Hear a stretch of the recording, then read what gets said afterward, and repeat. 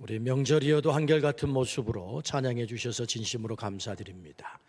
오늘 명절 한복판인데 함께 주의 전에 와서 온 가족과 함께 예배드려서 너무 좋습니다. 우리 옆에 분하고 인사 한번 하시는데 새해 복 많이 누리십시오. 인사합시다. 새해 복 많이 누리십시오. 아멘. 아멘. 감사합니다. 연세대학교 신학과 교수님이신 김학철 교수님이 계십니다. 교수님은 대학 시절에 유명한 시인 정현종님, 국어국문학과 교수님이시고 사람이 온다는 것은 실로 어마어마한 일이다라고 시를 쓰신 우리 방문객이라고 하는 시를 쓰신 우리 정현종 교수님에게서 수업을 들었다고 해요. 교수님께서 수업을 하면서 수업을 듣는 신학생들에게 이런 말씀을 하셨다고 합니다. 성경에만 진리가 있다 생각하지 말고 대중가요에도 진리가 있음을 아세요. 그런 말을 한 거예요. 그래서 당시에는 저 말이 무슨 말이다냐 이해가 잘 안 됐는데 세월을 살다 보니 그 말이 이해가 됐답니다. 그래서 교수님이 해주신 말씀대로 그런 노래를 만났다고 해요. 와, 이게 진리네. 그런 대중가요를 만나게 됐는데 그 노래가 어떤 노래냐? 백만송이 장미라는 노래입니다. 여러분 그 노래 아십니까? 네. 미워하지 미워하지 미워하지 않고 뭐 이렇게 노래했잖아요. 제가 그걸 불러보려고 연습을 많이 했는데 잘 안 되더만요. 나중에 연습해서 한번 해보려고 합니다. 원래 이 노래는 1981년도에 라트비아 가요입니다.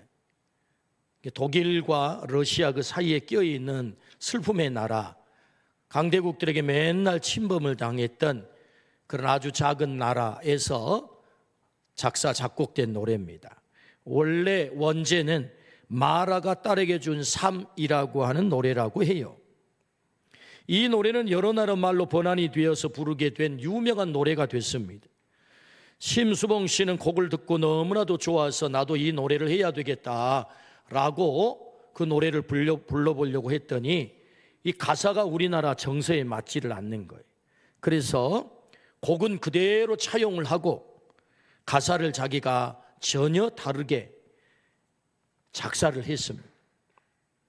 그때 심수봉 씨는 예수님을 만나서 그 예수님의 사랑에 감격을 하며 살던 때예요. 그래서 그 노래가 대단히 슬퍼요.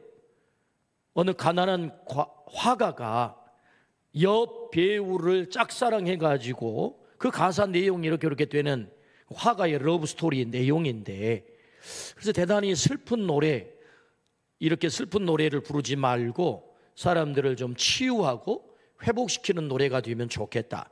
그런 마음을 가지고 아가페의 사랑으로 오신 예수님의 마음을 가지고 이 노래 작사를 했다고 해요.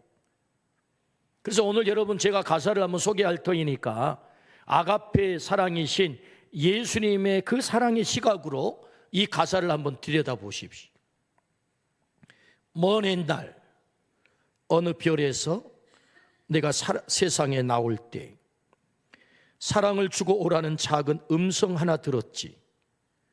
사랑을 할 때만 피는 꽃 백만송이 피워 오라는, 진실한 사랑을 할 때만 피어나는 사랑의 장미. 진실한 사랑은 뭔가 괴로운 눈물 흘렸네. 헤어져 간 사람 많았던 너무나 슬픈 세상이었기에 수많은 세월 흐른 뒤 자기의 생명까지 모두 다 준 빛처럼 호련히 나타난 그런 사랑, 나를 안았네. 이제 모두가 떠날지라도 그러나 사랑은 계속될 거야. 저 별에서 나를 찾아온 그토록 기다리던 이 인생, 그대와 나와 함께라면 더욱더 많은 꽃을 피우고 하나가 되어 우리는 영원한 저 별로 돌아가리라. 미워하는 마음 없이 아낌없이 사랑을 주기만 할 때 수백만송이 백만송이 꽃은 피고 그립고 아름다운 내 별 나라로 갈 수 있다네. 그냥 아멘이 나오잖아요. 그 아름다운 별 나라가 어떤 나라입니까? 우리가 돌아가야 될 하나님의 나라. 가사가 너무나 아름답습니다. 진실한 사랑은 뭔가 괴로운 눈물을 흘렸네. 헤어져 간 사람 많았던 너무나 슬픈 세상이었기에 수많은 세월 흐른 뒤 자기의 생명까지 모두 다 준 빛처럼 호련히 나타난 그런 사랑, 나를 안았네. 주님이 이 땅에 오셔서 자기의 생명을 다 바쳐 빛처럼 호련히 나타나서 그 사랑으로 나를 안아줬다라고 고백합니다. 미워하지 않고 사랑을 주기만 할 때 수백만 송이, 백만 송이 장미꽃은 피고 그립고 아름다운 내 별나라로 갈 수 있다니, 그 하나님의 나라로 그 꽃을 피울 때 우리가 갈 수 있음을 노래하고 있습니다. 미워하지 않고 사랑만 줄 수 있다면, 그래서 백만 송이 장미꽃을 피워내고 우리가 그리워하는 그 별나라, 하나님의 나라에 들어갈 수 있다면 얼마나 좋겠습니까? 미워하지 않고 사랑을 주기만 하면 그 꽃이 피어난대요. 그래서 온통 꽃밭이 된대. 백만 송이 꽃이 말이에요. 이런 사람은 참 행복할 것 같습니다. 주님은 오늘 우리에게 미워하지 않고 사랑을 주기만 하는, 그래서 백만 송이 장미꽃을 피워내는 기도를 하라라고 우리에게 말씀하세요. 그 기도가 어떤 기도입니까? 오늘 본문 12절의 말씀, 우리가 우리에게 죄 지은 자를 사하여 준 것 같이 우리 죄를 사하여 주시옵고 라는 기도를 드리라 라고 말씀하세요. 이 기도의 핵심은 용서, 죄 용서를 위한 기도입니다. 죄 용서를 위한 기도, 죄 용서를 받을 뿐만 아니라 나도 용서하는 삶을 살게 해주세요 기도. 우리의 죄를 용서하시고 우리가 우리의 죄를 사해 준 것처럼 우리도 용서하는 삶을 살겠나이다, 그런 기도, 그런 기도를 드리라 라고 말씀하세요. 우리는 여기서 질문이 생깁니다. 제가 죄인입니까? 라는 질문 말이에요. 왜냐하면 이 말씀에 보면 죄 용서를 구하라고 하는 기도는 뭐가 전제되는 것입니까? 너는 죄인이야가 전제되는 거죠. 내가 죄인이 아니라면 이런 기도를 드릴 이유가 없겠죠. 그런데 죄 용서를 구하는 기도를 드리라 라고 하는 말씀은 너는 죄인이야 라는 말씀이죠. 기분이 별로 안 좋죠? 왜 교회를 가면 자꾸 죄인이라고 하지? 죄인이 아니라고 하면 기분이 좋을 것 같은데 별로 유쾌하지 않습니다. 왜 자꾸 죄인이라고 합니까? 나를 죄인이라 규정합니까? 오늘 성경은 우리가 죄 용서를 구한다고 했을 때 그 전제되는 것은 너는 죄인이야 라고 하는 말씀이거든요. 그렇다면 이 질문 앞에 우리는 하고 싶은 얘기가 많습니다. 저는 법 없이도 살던 사람입니다. 나는 지극히 의롭고 깨끗하게 산 사람입니다. 죄 용서를 구할 만큼 죄 지은 적이 없는 사람입니다. 나를 죄인 취급하며 죄 용서를 구하는 것은 부당합니다 라고 말하고 싶어요. 왜? 그런 사람이 있거든요. 법 없이도 사는 사람, 깨끗하게 산 사람, 이슬만 먹고 사는 사람 말이에요. 물론 그런 사람은 없겠지만 어쨌든 하고 싶은 얘기가 있습니다. 우리는 먼저 주님께서 우리에게 가르쳐 주신 기도, 죄 용서를 위한 기도 드리려면 죄인이라고 하는 주님의 이 말씀 앞에 동의가 되지 않으면 우리는 기도할 수 없다. 그렇다면 죄가 무엇일까요? 우리는 죄에 대해서 더 깊이 한번 들여다보려고 합니다. 유명한 주경가 윌리엄 바클레이는 신약 성경에 죄라는 말이 5단어로 등장을 한다라고 소개를 합니다. 그 첫 번째, 하마르티아, 관역에서 벗어났다라는 뜻입니다. 하나님은 우리를 창조하실 때 목적이 있어 창조하셨습니다. 그래서 우리를 하나님의 형상, 이마고 데이로 창조를 하셨다. 이마고 데이, 하나님의 형상은 하나님을 떠나서는 살 수 없는 존재, 하나님을 섬기며 살아야 되는 존재, 하나님의 영광을 위해서 사는 존재, 그것이 하나님의 형상을 지닌 자의 목적이에요. 목적. 그래서 웨스트민스터 소유리 문답 제1문답에 이렇게 질문하죠. 사람의 제일 되는 목적이 무엇인가? 답, 사람의 제일 되는 목적은 하나님을 영화롭게 하는 것과 영원토록 그를 즐거워하는 것이다 라고 사람의 목적을 정확하게 가르쳐 줍니다. 이사야 43장 21절 말씀에 이 백성은 내가 나를 위하여 지었나니 나를 찬송하게 하려 함이라. 우리를 왜 지었다고요? 하나님의 찬송을 위해서, 하나님의 영광을 위해서. 우리가 하나님을 떠나서는 살 수 없는 하나님과 관계적 존재, 하나님의 형상으로 창조했다는 말은 하나님과 관계적 존재라는 말입니다. 그런데 우리는 하나님을 떠났어요. 하나님과 등 돌리고 살았어요. 하나님이 나를 보내신 목적대로 살지 않았어요. 하나님이 보내주신 사명을 망각한 채 살았어요. 그게 뭐라고요? 하마르티아, 관역에서 벗어났다, 목적을 이루지 못했다, 그 말입니다. 그러므로 죄인이야, 그런 얘기죠. 하나님이 나를 창조하신 목적대로 살지 못한 것, 그것이 죄다. 두 번째, 페르바시스, 이 말은 짚고 넘어간다는 뜻입니다. 짚고 넘어가 보자. 네가 죄인인지 죄인이 아닌지 정과 부정이 있습니다. 깨끗한 것과 더러운 그 사이에 선이 있단 말이죠. 이 선에 네가 왼쪽에 있는지 오른쪽에 있는지 한번 짚고 넘어가 보자. 너 진실과 거짓 그 사이에서 어느 쪽에 있었지? 이 선 넘어 오른쪽에 있었던 거야? 아니면 왼쪽에 있었던 거야?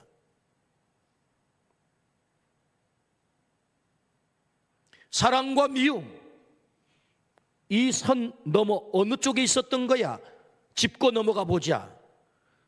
너 더 미움 속에 있었지 않았어?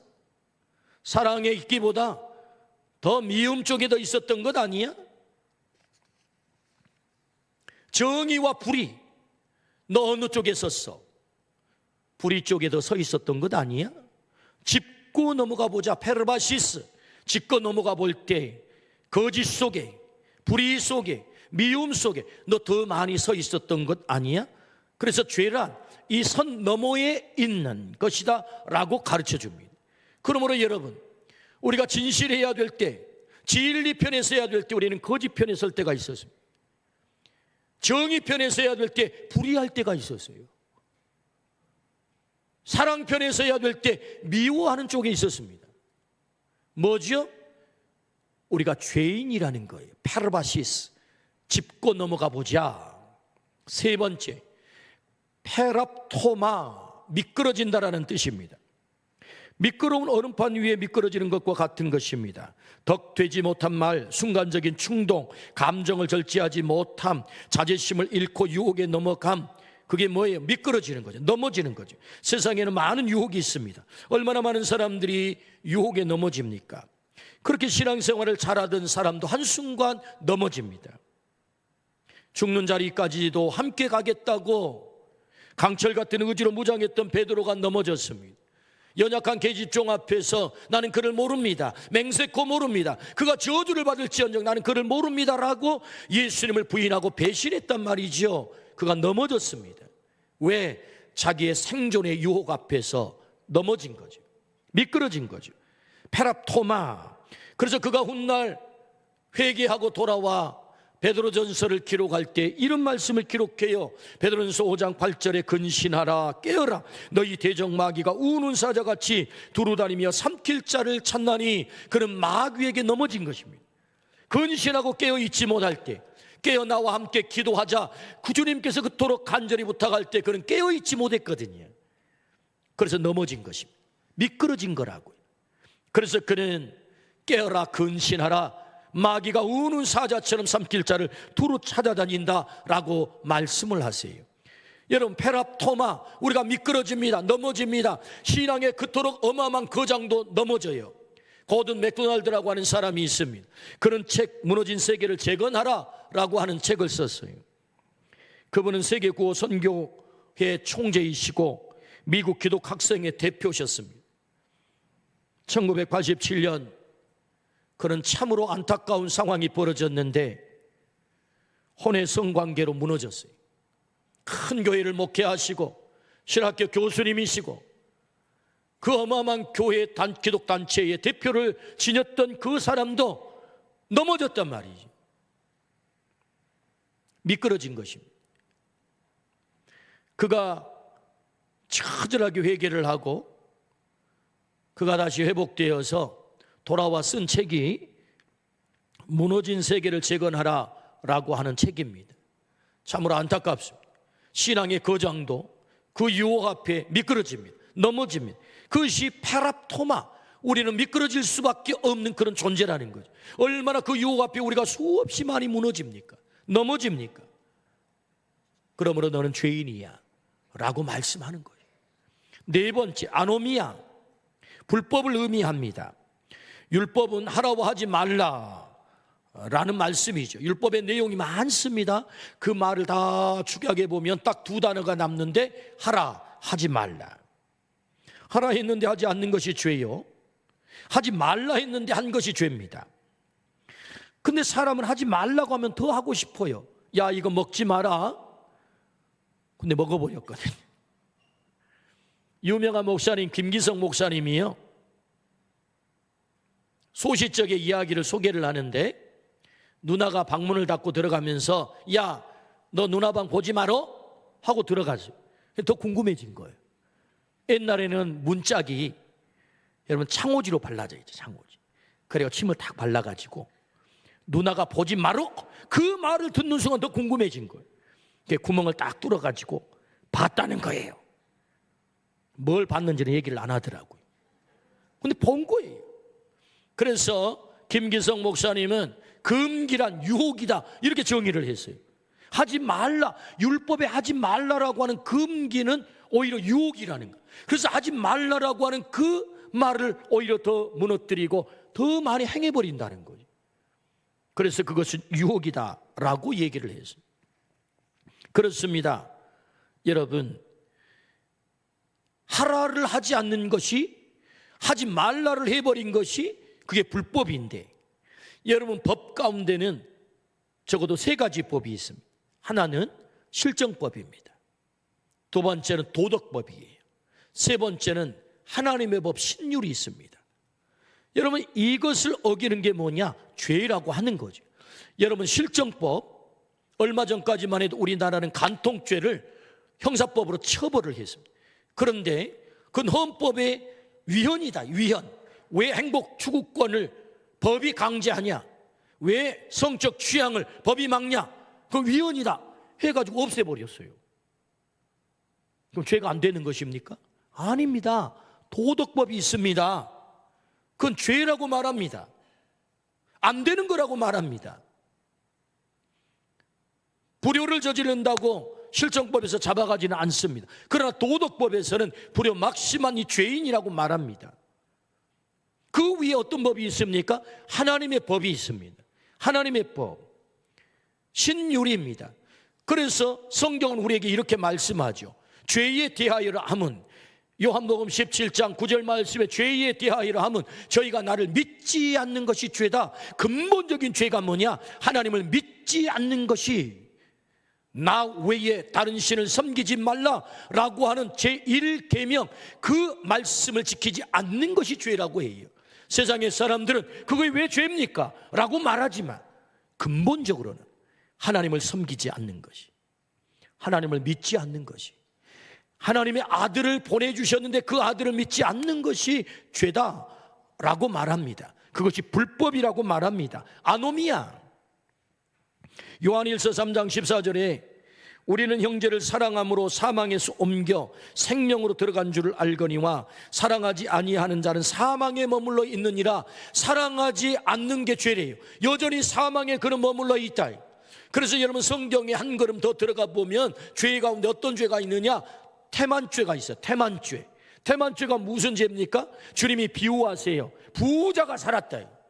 그 부자 대문에 누가 왔습니까? 거지 나사로가 온 거예요. 배고파서 부자에게 밥을 달라고, 음식을 달라고 요구합니다. 그런데 이 부자는 이 가난한 거지 나사로에게 한 푼도 적산하지 않아요. 음식을 내주지 않습니다. 그런데 공고롭게 그날 밤 부자도 죽고 거지 나사로도 죽었어요. 부자가 어디 갑니까? 지옥에 갑니다. 성경은 부자의 죄를 지적하지 않아요. 구체적으로 부자가 뭐 때문에 지옥을 갔다라고 말하지 않아요. 그런데 그는 지옥에 갔어요. 그럼 어떤 죄 때문에 간 것입니까? 태만죄입니다. 사랑해야 되는데, 거지 나사로를 거두어야 되는데, 그에게 사랑을 베풀어야 되는데 사랑을 베풀지 않았다는 거지. 그러므로 성경은 말씀하세요. 요한일서 3장 14절에 우리는 형제를 사랑함으로 사망에서 옮겨 생명으로 들어간 줄을 알거니와 사랑하지 아니하는 자는 사망에 머물러 있느니라. 사랑해야 되는데 사랑하지 않는 태만죄가 있다는 거예요. 아노미아, 불법이라는 거지. 그러므로 여러분, 이 아노미아 앞에서 자유로울 자가 누가 있겠어요? 나 죄인 아니에요 라고 말할 자가 누가 있겠습니까? 다섯 번째, 오페일레마, 죄란 오페일레마라고 말해요. 빚을 지고 있다, 빚을 지고 부채, 빚을 지고 있다라는 뜻입니다. 마땅히 지불해야 할 것을 지불하지 않고 있음입니다. 의무를 다하지 못한 것이죠. 우리는 하나님에 대한 의무가 있습니다. 사람에 대한 의무가 있습니다. 이 의무를 다하지 않는 것이 오페일레마, 빚이 죄다라고 말씀을 하세요. 우리는 모두 생존하는데 누군가가 덕을 보고 살아가고 있습니다. 홀로 생존할 수 없습니다. 밥 한 공기를 먹는데 우리는 당연하다 생각하지만 결코 당연한 게 아닙니다. 여러분, 쌀 밑자, 우리가 잘 아는 대로 그 한문 뜻풀이를 보면 8팔자가 위로 아래로 있습니다. 그리고 10십자가 중앙에 있죠. 그러니까 8팔자가 위아래, 팔자가 2개예요. 88번이란 말이죠. 농부가 한 톨의 쌀을 얻기 위해서 88번을 그 별을 찾아가서 손을 대야 먹을 수 있는 게 뭐라고요? 쌀 한 톨이라고요. 내가 그 쌀 한 톨을 먹는 것이 우리는 당연하다고 생각하지만 지난주에 우리에게 들려주신 말씀처럼 쌀 한 톨의 무게는 얼마일까? 0.02g밖에 되지 않지만 그 쌀 한 톨 속에 시인은 보고 있습니다. 하나님께서 바람을 집어넣었고 천둥을 집어넣었고 우주를 그 속에 집어넣었다. 농부의 숨결을 그 집에 그 쌀 한 톨 속에 집어넣어서 만들어진 게 뭐라고요? 쌀 한 톨이라고. 그 빚을 우리가 지고 있는 거죠. 내 돈으로 쌀을 사서 먹고 있는데요, 내가 왜 빚졌습니까? 아니요, 쌀 한 톨을 우리는 생산하지 못해요. 하나님께서 쌀 한 톨 속에 바람도 천둥도 비도 태양빛도 우주의 별빛도 그 속에 담아 한 톨의 쌀을 만들어 주셨어요. 그래서 시인은 노래합니다. 쌀 한 톨의 무게는 우주의 무게라고, 쌀 한 톨의 무게는 농부의 무게라고. 그렇습니다. 우리는 누군가의 신세를 지고 빚을 지고 사는 사람들이, 빚 없이 사는 사람이 한 사람도 없습니다. 88번을 농부가 별을 찾아가야 먹을 수 있는 한 톨의 쌀. 할렐루야, 아멘. 우리가 잉태되는 순간부터 누군가의 사랑 없이는 결코 살 수 없는, 우리는 빚진 자들이다. 전부가 오페일레마, 우리는 빚진 자라는 거예요. 철이 들어 제 어머니를 저는 생각해 봅니다. 안방 옆에 조그만 광이 있었는데 그 광에는 옹기종기 항아리가 있어요. 그 항아리에다가 콩도 집어넣어 놓고 식량도 집어넣어 놓고 그렇게 먹었습니다.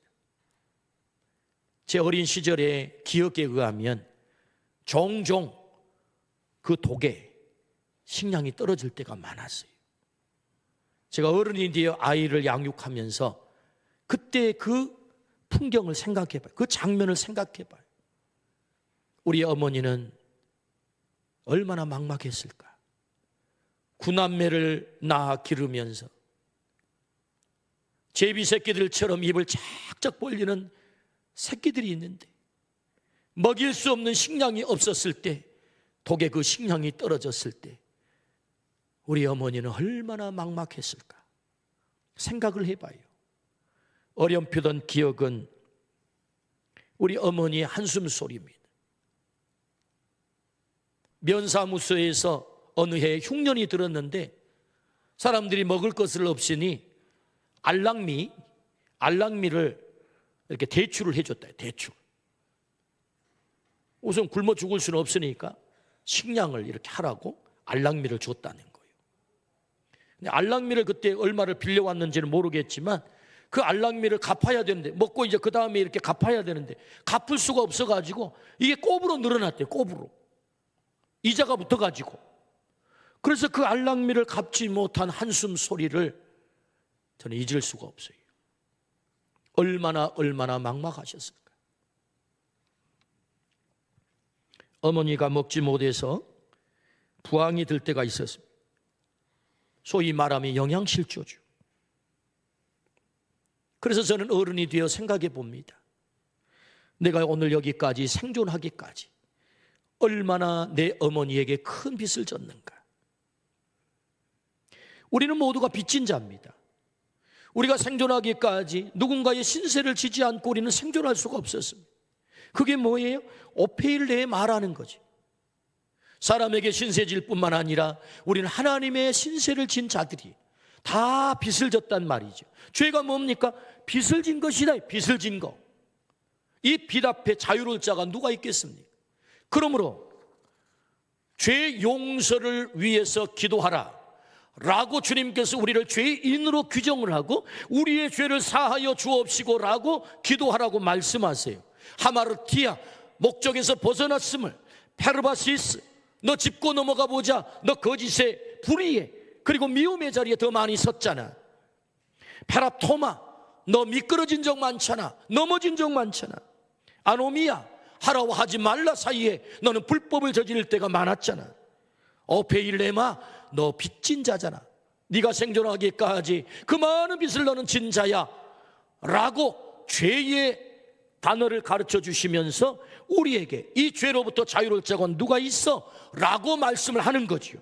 그러므로 너는 우리의 죄를 사하여 주옵시고 라고 용서의 기도를 날마다 하나님 앞에 드려야 될 죄인이야 라고 말씀을 하는 거지요. 그러므로 여러분, 죄의 용서를 구하기를 주의 이름으로 축원합니다. 성경은 이렇게 말씀합니다. 모든 사람이 죄를 범하였음에 하나님의 영광에 이를 수 없었다, 이르지 못하더니 라고 말씀하죠. 그 모든 사람 속에 우리가 예외 없이 포함되는 줄로 믿습니다. 나는 아니에요 라고 말할 자가 없다는 거예요. 그 죄는 우리를 끌고 다닙니다. 우리의 자유를 빼앗아 버립니다. 결국은 우리를 사망으로 끌고 갑니다. 그래서 성경 로마서 6장 23절에 죄의 삭은 사망이다 라고 우리에게 말씀하는 거죠. 결국 그 죄가 우리를 끌고 다니며 우리의 자유를 박탈시키고 우리를 파멸에 이르게 한다라고 말씀을 하세요. 그러므로 우리가 죄 용서받는 것이야말로 얼마나 중요한 것입니까? 주님은 말씀하세요. 너를 끌고 다니는 그 죄로부터 내가 너에게 자유를 줄 거야. 내가 너에게 생명을 줄 거야.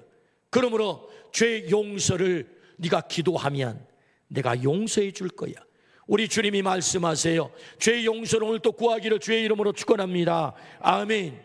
이 기도는 두 번째, 용서의 하나님을 경험하라는 말씀이에요. 용서의 하나님을 경험하라. 오늘 본문 12절에 우리가 우리에게 죄 지은 사를 사하여 준 것 같이 우리 죄를 사하여 주시옵고 라고 말씀하세요. 하나님은 공의의 하나님이십니다. 공의의 하나님은 심판하신 하나님이세요. 죄를 너무나도 싫어하세요. 그래서 반드시 심판하십니다. 죄인인 우리를 심판하셔야만 해요. 왜?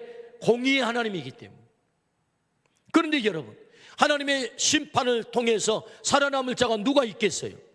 여러분, 구약 성경의 대표적인 샘플이 아간이고 신약 성경에는 아나니아와 삽비라, 하나님의 심판을 통해서 멸망당한, 즉결 심판을 당한 사람 샘플을 등장을 시켜요. 구약에는 누구라고요? 아간이라고. 신약은 누구라고요? 아나니아와 삽비라라고. 여러분, 아간은 여리고성 전투할 때 하나님이 말씀하셨어요. 야, 전리품 취하지 마라. 아니, 없애버릴 것, 다 태워서 없애버릴 것, 그거 하나 취한 것이 뭐가 그렇게 죄가 되겠어요? 근데 아간이 전투를 하다 보니까 외투가 기가 막히게 마음에 들어요. 이렇게 숨겼습니다. 아이성 전투가 벌어졌는데 이스라엘 백성이 대패를 했어요. 하나님께서 범인을 색출하라고 말합니다. 제비를 뽑습니다. 결국 아간이 뽑혔습니다. 무슨 죄를 지었습니까? 하나님께서 헤렘, 하나님께 바쳐진 것을 너희는 절대로 취하면 안 돼 라고 명령했거든요. 그런데 아간이 전리품을 살짝 한 거예요. 그런데 여러분, 하나님이 어떻게 처결합니까? 아간의 가족들을, 심지어 어린아이까지 아골 골짜기로 전부 끌고 갑니다. 그곳에서 아간과 아간의 가족들을 돌로 때려 죽이게 합니다. 하나님의 즉결 심판입니다. 이 심판을 당한다면 살아남을 자가 누가 있겠어요? 가나안 땅 들어간다고 너 행복하게 사는 것 아니야, 내 말대로 순종해야 너희가 사는 거야, 하나님께서 그렇게 무섭게 처결하는 이유가 무엇입니까? 그것은 하나님의 말씀에 불순종했다는 것입니다. 여러분, 우리가 하나님의 말씀에 불순종한 적이 한두 번입니까? 그 불순종 앞에서 순종하지 않았기 때문에 즉결 처분한다면 살아남을 자가 누가 있겠어요? 아간처럼 만약에 처결을 한다면. 신약 성경의 아나니아와 삽비라, 베드로 앞에 밭을 팔아서 가져왔습니다. 대단한 거죠. 부동산을 팔아서 하나님 앞에 가져온다는 것은 얼마나 대단한 것입니까? 거기 여러분 절반만 드려도 굉장할 거예요. 평상시에 드린 헌금의 차원이 다른 어마어마한 액수의 헌금이란 말입니다. 그랬으면 여러분, 베드로가 어떻게 해야 되는 것입니까? 와, 당신 대단합니다. 어떻게 밭을 팔아서 교회 앞에 가져올 생각을 했습니까? 이런 헌금을 드릴 생각을 했습니까? 라고 칭찬을 해야 되는데 뭐라고 말씀합니까? 왜 성령을 속입니까? 아나니아가 베드로 앞에서 즉사를 해요. 삽비라가 베드로 앞에 즉사를 해요. 심판을 받았다, 그 말입니다. 하나님께서 이렇게 성령을 속인 것 때문에 즉결 심판을 한다면 살아남을 자가 누가 있겠어요? 오늘 우리는 여전히 죄인이에요. 공의의 하나님 앞에 서서 감히 내가 죄인 아닙니다 라고 말할 수 없는 그런 죄인이란 말이죠. 그런데 하나님은 나를 심판하지 않고 여전히 살려주신 이유가 무엇입니까? 그것은 공의의 하나님이 하나님의 사랑으로 공의를 덮으셔서 나의 생명을 심판하지 않고 오늘 또 나를 살려주시고 나를 용서하신 것 때문인 줄로 믿습니다. 하나님은 사랑의 하나님이다. 죄의 용서를 구하라고 하는 기도는 용서의 하나님, 사랑의 하나님을 네가 경험하면 좋겠어라는 주님의 말씀이에요. 그러므로 여러분, 오늘 우리의 죄를 안고 나아가 하나님이 나를 용서해 주시고 사랑해 주시고 참아주시는 이 사랑의 하나님을 경험하기를 주의 이름으로 축원합니다. 하나님은 사랑의 하나님이시다. 어떤 사랑의 하나님? 탕자를 품으시는 사랑의 하나님. 탕자를 품으시는 사랑의 하나님. 아버지의 유산을 장기들과 더불어 말아먹어버린, 그래서 만신창이가 되어 흉한 몰골을 하고 돌아온 그 아들을 아버지가 뛰어나가서 아들아, 내가 널 기다렸어. 그의 입을 맞추고 새 옷을 입히고 신발을 신기고 가락지를 끼우고 너는 내 아들이야. 용서해놓고 기다리시는 아버지. 언제? 돌아왔을 때, 회개하러 돌아왔을 때 그 탕자를 품어버리시는 그 아버지, 그 사랑의 아버지를 오늘 경험하기를 주의 이름으로 축원합니다. 죄는 그냥 없어지는 거 아닙니다. 반드시 대가를 지불하셔야만 합니다. 나를 심판할 수 없어. 하나님께서는, 사랑의 하나님은 당신의 아들 예수 그리스도를 십자가에 심판해 버리시는 줄로 믿습니다. 그리고서 나의 죄를 대신 지불하시고 나를 용서하셨다. 우리 아멘 하십시다. 아멘. 죄는 그냥 없어지지 않습니다. 반드시 대가를 지불해야 됩니다. 그 대가를 어떻게 지불하게 만드셨습니까?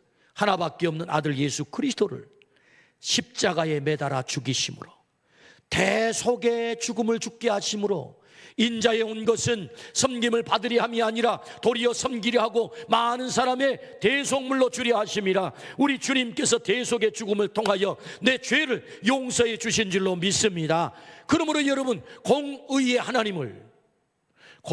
하나님이 사랑의 하나님, 공의의 하나님은 심판하신 하나님이에요. 사랑의 하나님이 그 공의를 덮어버린 줄로 믿습니다. 그것이 십자가예요. 그래서 하나님의 지혜가 바로 십자가다.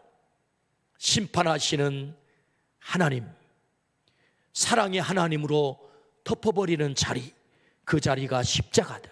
그 아들을 심판하시고 나를 용서한 줄로 믿습니다. 내가 주님에게 가서 나의 죄를 용서하여 주옵소서 기도하는 순간 우리는 사랑의 하나님을 경험하게 될 줄로 믿습니다. 용서의 하나님을 경험하게 될 줄로 믿습니다. 주님은 오늘도 기다리세요.